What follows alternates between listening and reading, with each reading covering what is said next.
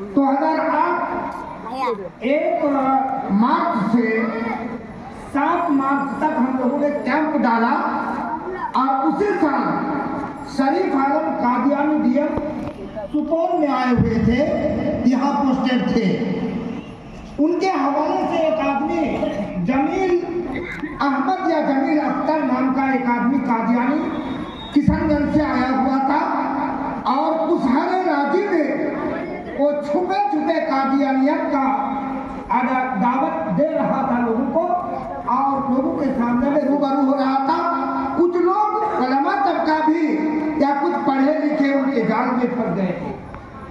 इसी आसना में 1 मार्च को इमारत शरिया की तरफ से मीटिंग हुई और इस बिरादरी में से अल-हदीस बिरादरी में से मुझको शामिल किया गया और हम लोग 7-8 आदमी कैंपिंग किए और वो आदमी 3 बजे दिन में भागकर वो बलवा पहुंच चुका था, किशनगंज निकल चुका था और ऐसे सूरत हाल में हम लोग पहुंचे और 3 आदमी एक साथ पहुंचे और उनके सामने में पहुंचा। मैं कहा कि क्या तुम ही जमील हो?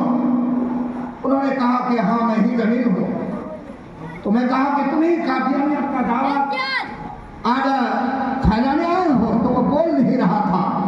मैं कहा कि बोलो, तो वो फिर बोल नहीं रहा था और बिल्कुल बलवा थाना के सामने ही रोड पर मैं अपने जुरात और हिम्मत करके बहुत जोर से उनके नाक में एक बॉक्सिंग मारा और वो रोड पर गिर गया।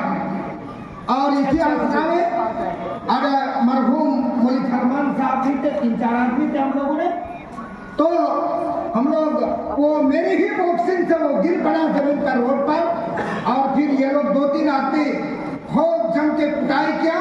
हम लोग गिरफ्तार हो गए। शरीफ आलम डीएम के पास फोन गया, कहा कि तीनों को गिरफ्तार करके फरमान था मैं और एक आदमी था, कहा कि गिरफ्तार करके ले जाओ। हम लोगों को गिरफ्तार करके और उसके खून से बदन का कुर्ता बिल्कुल रंग गया था। मैं हंसता हुआ तीनों आदमी हम लोग थाना गए और कहा कि इन लोगों को सुपौल लेके आओ। हारा कुछ लोगों ने जब दबाव दिया तो बलवा थाना से हम लोगों को निकाल नहीं रहा था, लेकिन इमारत शरिया वाले और अरशद मदनी के फोन पर इमारत शरिया वाले डायरेक्ट पहुंचा नीतीश कुमार मुख्यमंत्री के पास और मुख्यमंत्री का फोन आया कि तीनों आदमी को रिहा कर दिया जाए, हरगिज जेल में डाला नहीं जाए। और 3 बजे रात को हम लोगों की छुट्टी हो गई। बिरादरान इस्लाम यही सरजमीन टापू है और पूरे सीमांचल की जमीन में सबसे ज्यादा उलमा के तादाद यही सीमांचल में टापू की सरजमीन है। लेकिन अभी आप फितना दज्जाल, कादियानियत और आज के जो बात है फितना शकीलियत है और ये अल्लाह के रसूल के खिलाफ में एक फितना है, अल्लाह के रसूल के खिलाफ में, इस्लाम के खिलाफ में एक फितना है। मैं सरजमीन टापू के उलमा से आज जो अगर इस प्रोग्राम से बगावत करेंगे या अलग थलग है, मैं उनसे भी कहता हूँ और सरजमीन टापू के नौजवानों से कहता हूँ मैं कि आज आपकी बारी है, हमारी बारी है, नौजवानों की बारी है कि सरजमीन टापू में इस तरह का फितना जन्म ले तो मुसलमा इब्न कस्साम के पीछे जिस तरह अल्लाह के रसूल के सहाबा पड़ गए थे और जब तक अगर शरीफ आलम को या उस जमीन को इस सरजमीन से भगा नहीं दिया गया तब तक हम लोगों ने सांस का अगर नींद कभी चैन का नींद सोया ही नहीं था।